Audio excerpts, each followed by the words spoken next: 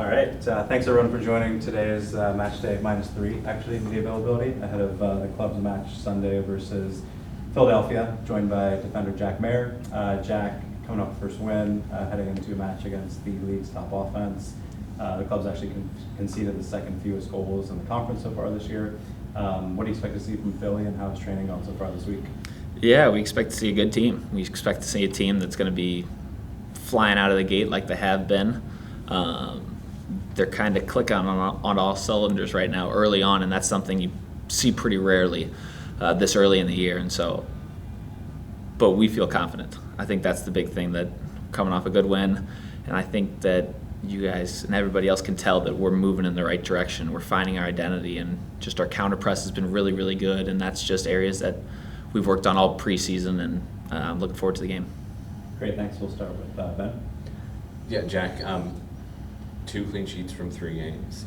I know obviously you guys wanted to get more from the Red Bulls game, but overall, how do you feel like the defense has kind of clicked so far this year? Yeah, I think the defense has been really, really good. Are we perfect? No. We would like to have 3 clean sheets.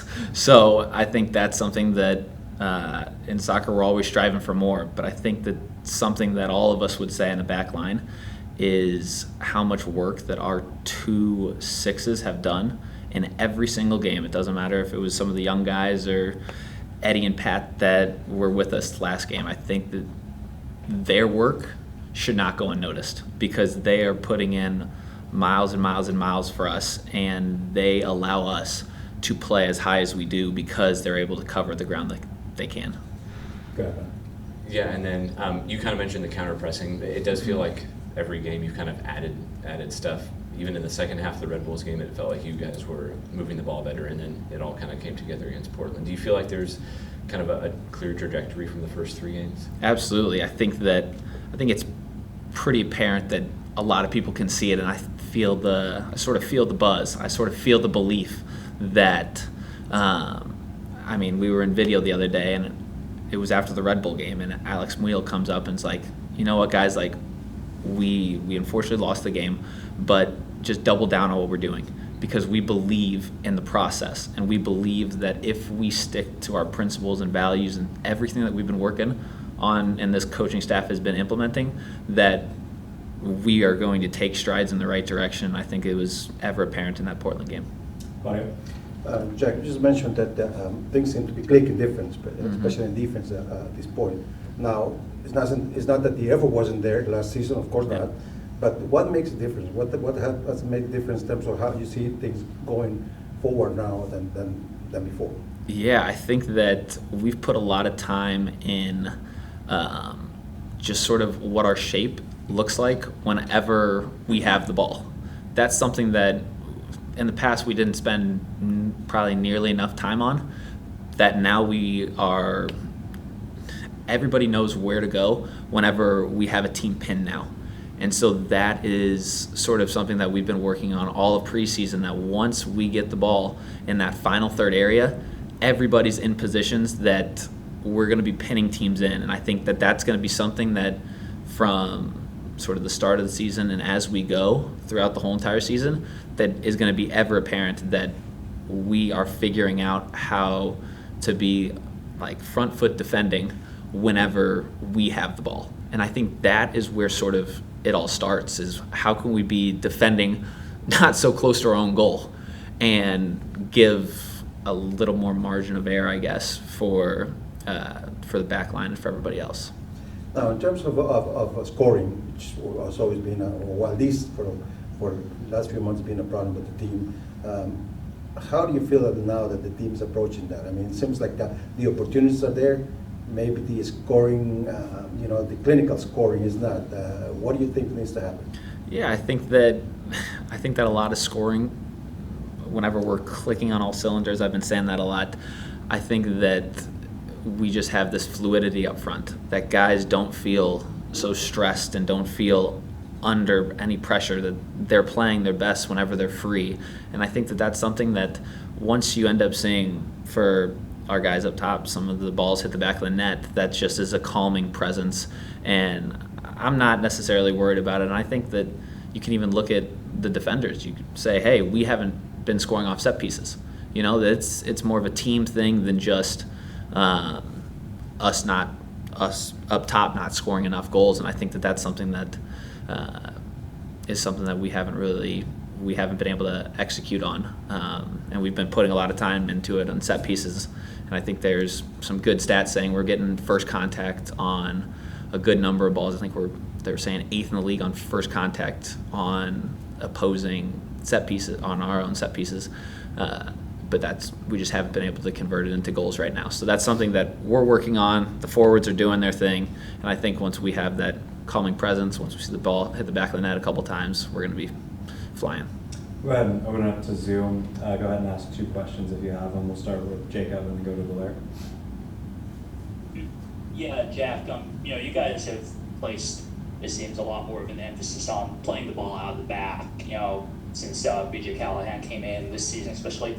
How is that different for you, and I guess what have you had to do to maybe adapt to that style of play?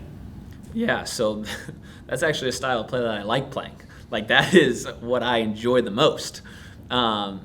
It's just interesting whenever you have different coaches come. The style of play is always a little different, and there was areas even with Gary that I didn't feel like it was my style.